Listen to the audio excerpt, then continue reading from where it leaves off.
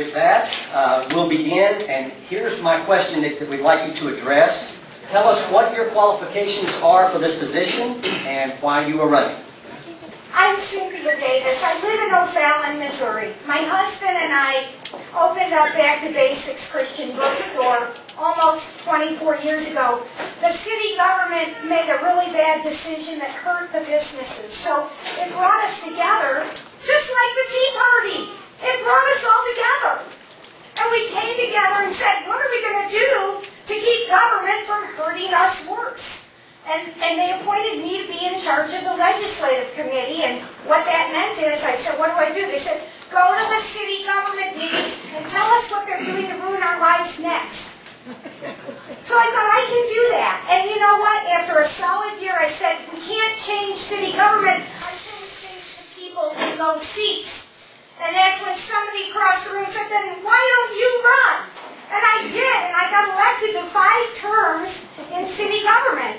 And then while I was in city government, I realized the real problem is with the state government.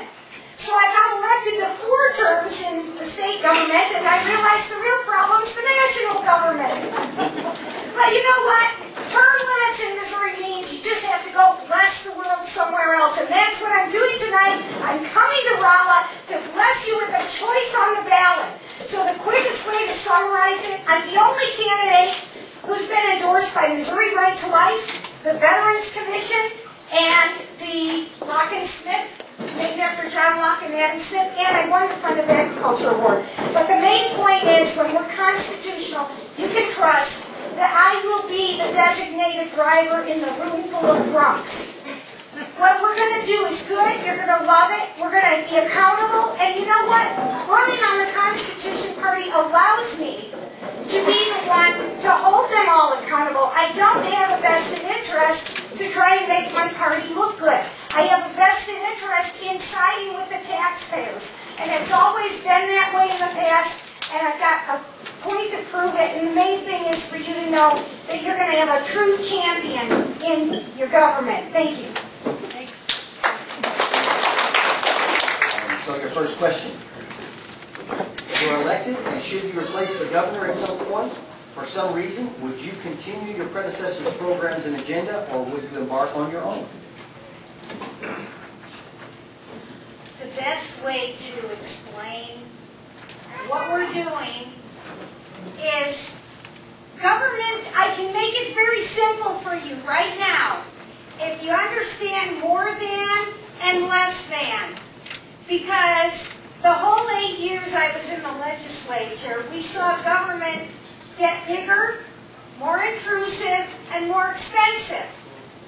And if nobody can figure that one out, then I can't help you. But it's easy, folks. It is easy. It is the easiest. That's how I won the plaque for being the most constitutional legislator.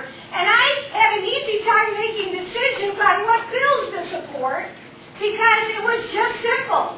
Is it growing government bigger? Is it making it more intrusive? And is it making it more expensive? And how the budget went from $18 billion when I first got elected to $24 billion should make us all raise an eyebrow. And the fact that the governor this year offered a budget that was $1 billion, I say that with a B, $1 billion less than what the Republicans passed, should make us all wonder what happened there.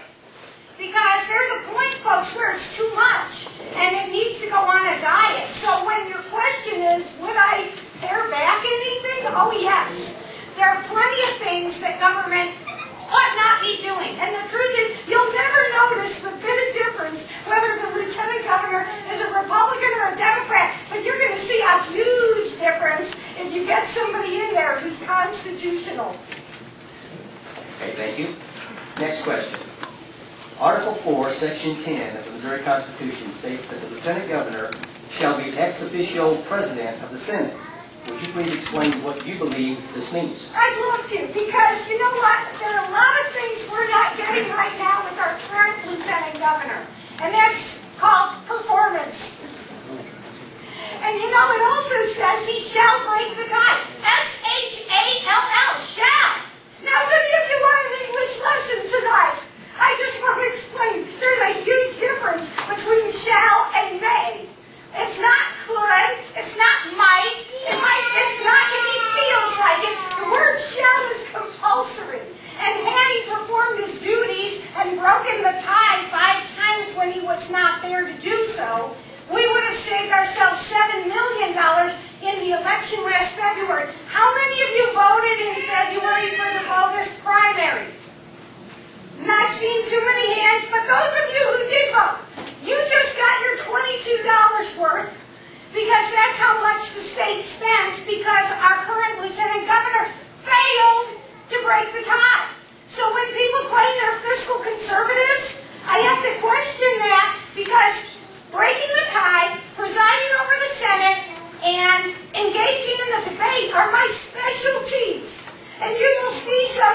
actually uses the platform that comes with people are going to have to get used to it because they're not used to it right now.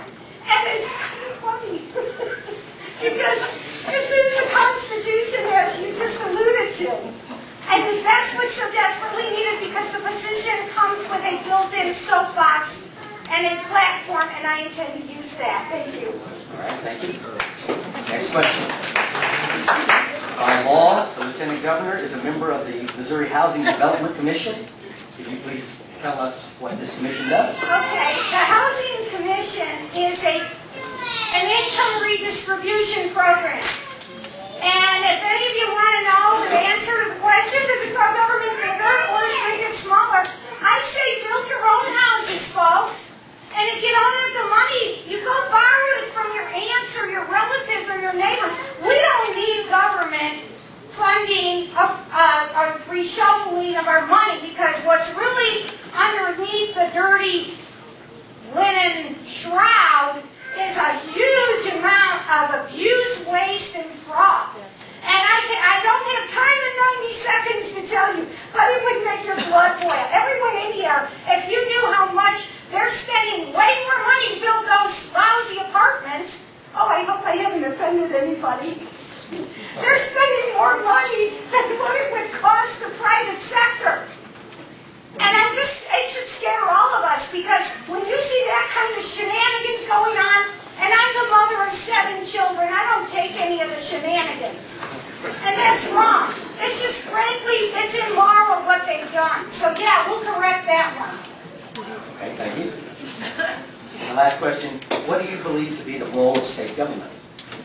Oh, good. The role of state government is to guarantee our rights.